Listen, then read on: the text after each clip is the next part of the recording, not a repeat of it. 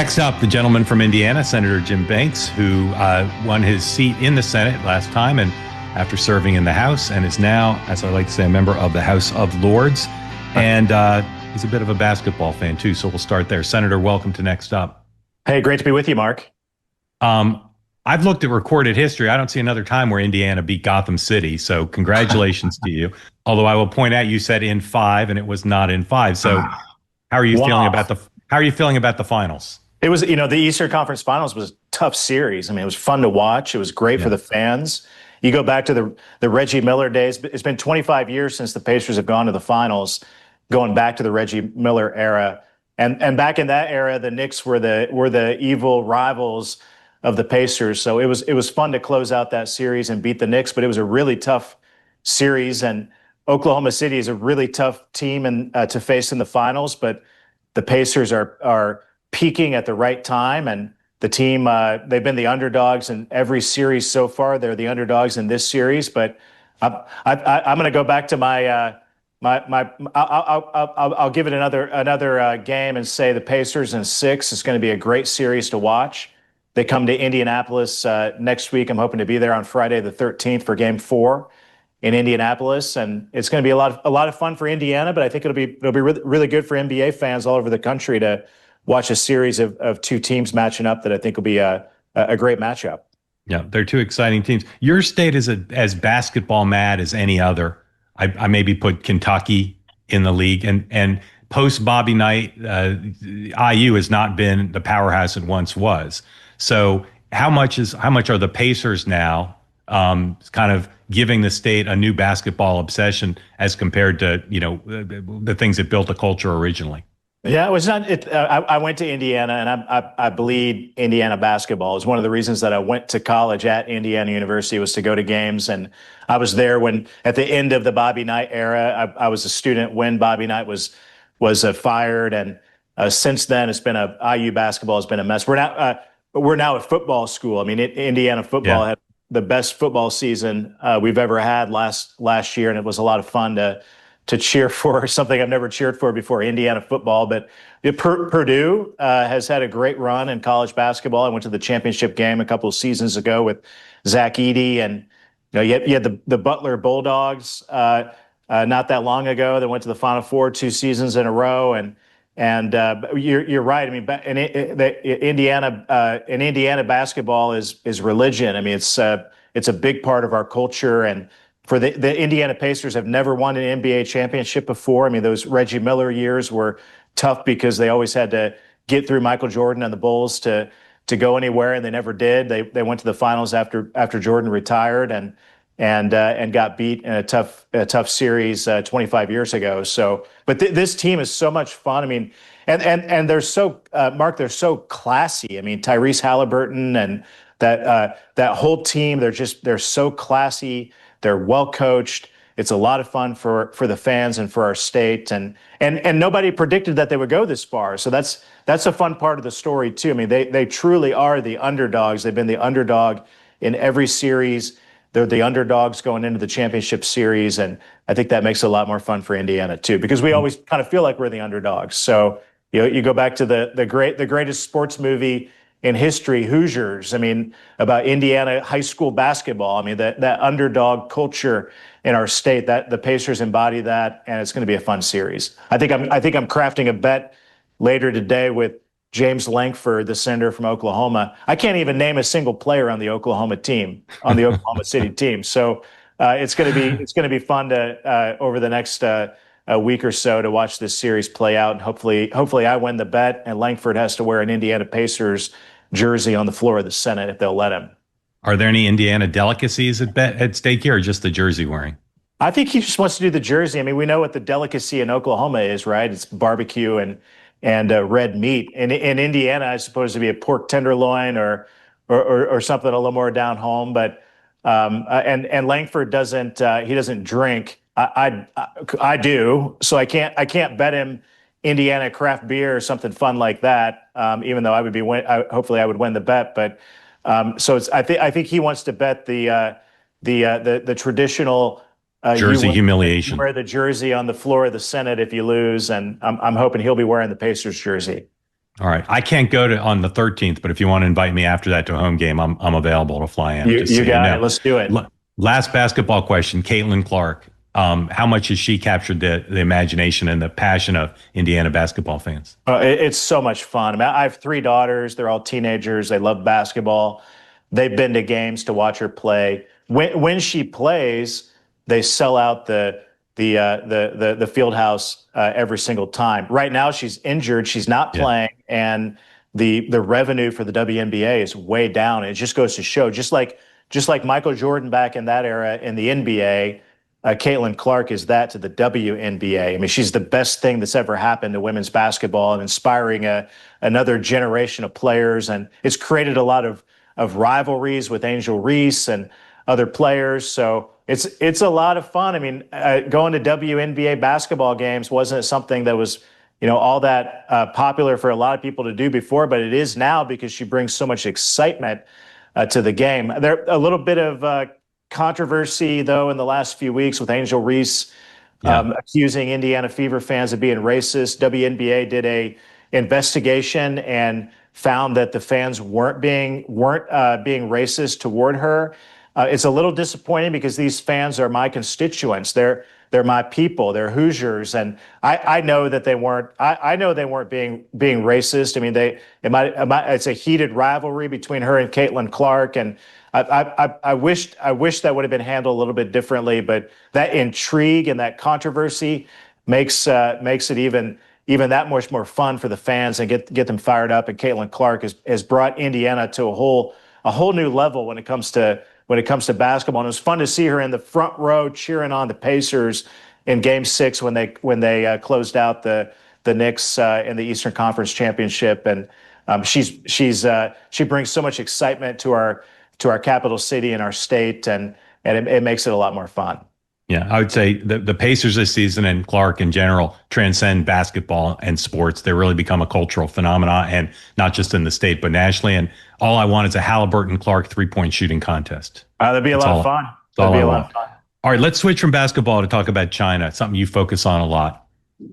What most worries you now? If you look at diplomacy, economics, military, spheres of influence, what are your top concerns now in the very complicated relationship between the United States and China? Well, you got to go back 8 years ago at the beginning of the first Trump term, and it was me and Mike Gallagher who was in my freshman class in the House, and Tom Cotton, maybe a few others who were, and President Trump in that first term. I mean, President Trump was the first candidate for president, Republican or Democrat, in my lifetime who was speaking out about the China threat and actually called China an existential threat to the United States of America. No, Republicans and Democrats before him, they never spoke, they never used the words that President Trump did. Remember 8 years ago when the first Trump administration rewrote the national security strategy for the military, they named China and Russia as great power competitors to the United States and started that process of revamping our military and the focus of our national security apparatus more geared toward the China threat than it ever was before. So Mark, I'm more optimistic today because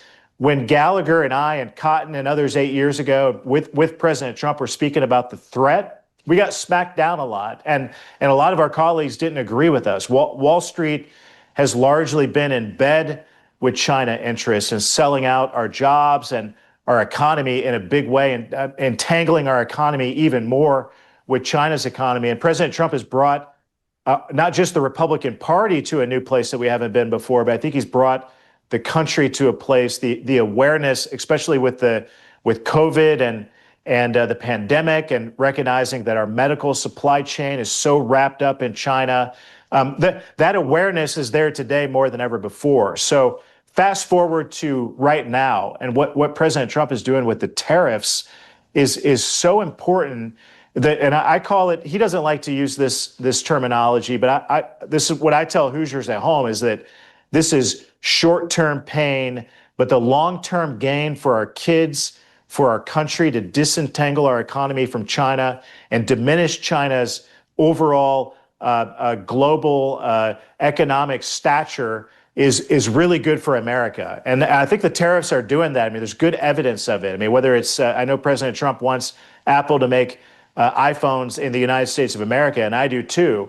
But just the mere fact that they're moving iPhone production out of China to India, who is an ally of the United States, that's a really good step. And there's a lot more of that happening. Eli Lilly, which is a great company headquartered in Indiana, the largest pharmaceutical company in the world, a $27 billion announcement pulling pharmaceutical manufacturing out of China, bringing it back to the United States of America. Roche Diagnostics, a medical device company, also in Indiana, big investments in our state. Honda Civic announcing that they're moving the next generation Honda Civic production to the state of Indiana, not to Mexico or Japan, but to the United States. All of that, the global supply chain and manufacturing, that economy coming back to the United States is really bad for China. It's really good for America long term. And there's been a lot more good news coming out of the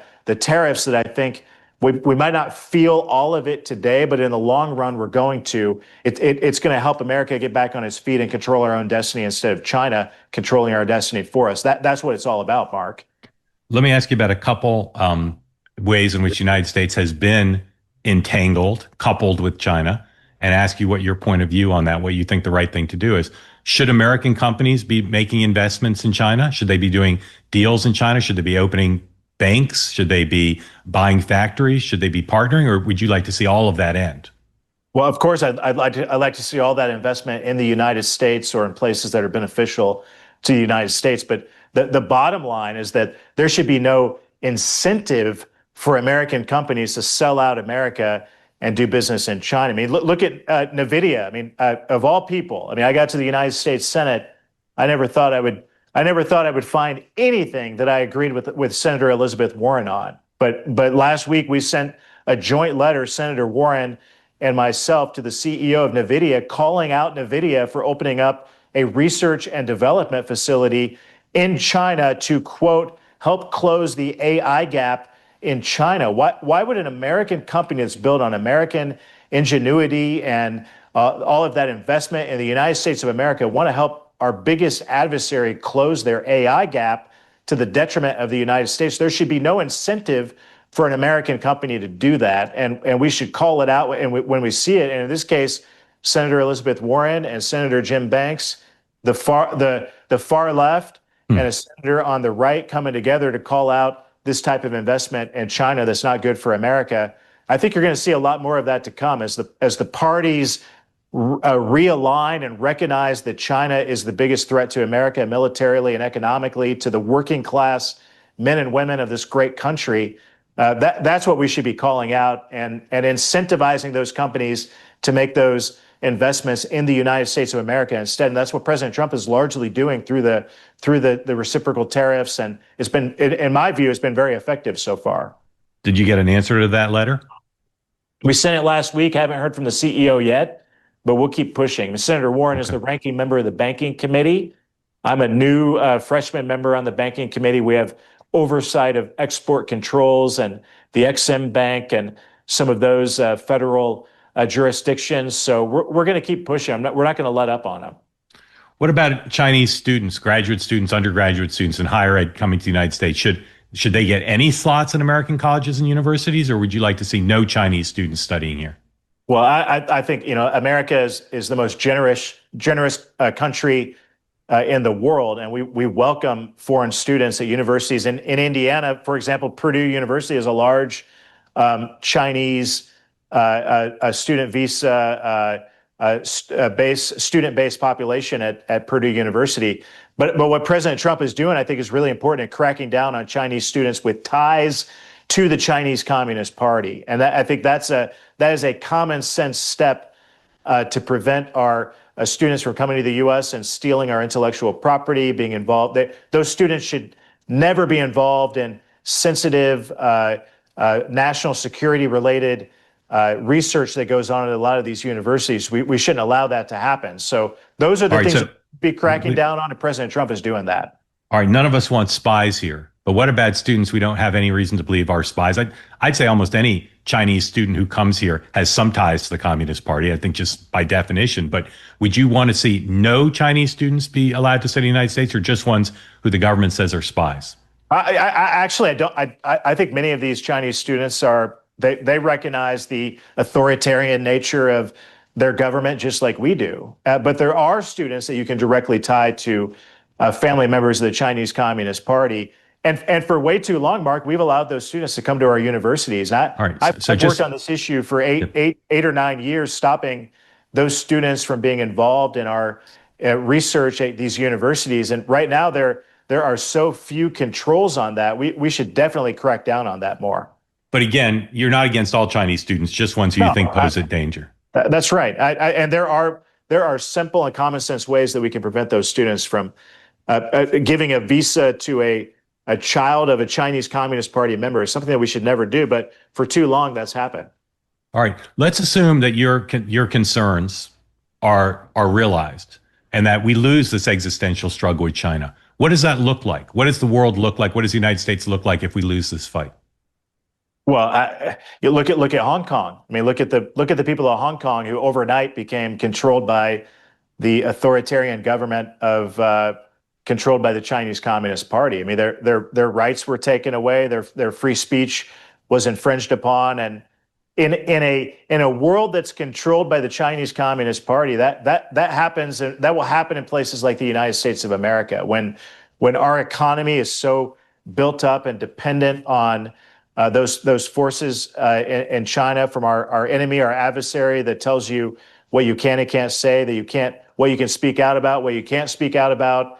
That's what I fear for my kids. I mean, this is the greatest country in the history of the world, but it will cease to be if a foreign power, a foreign adversary, tells us what we can and can't say. I mean, look at what they do to their own people. The Uyghur Muslim population, slave labor in their own country, and how they round them up using sophisticated artificial intelligence type surveillance technologies to round up Uyghur Muslims because of their religion and put them in detention camps and use them for slave labor.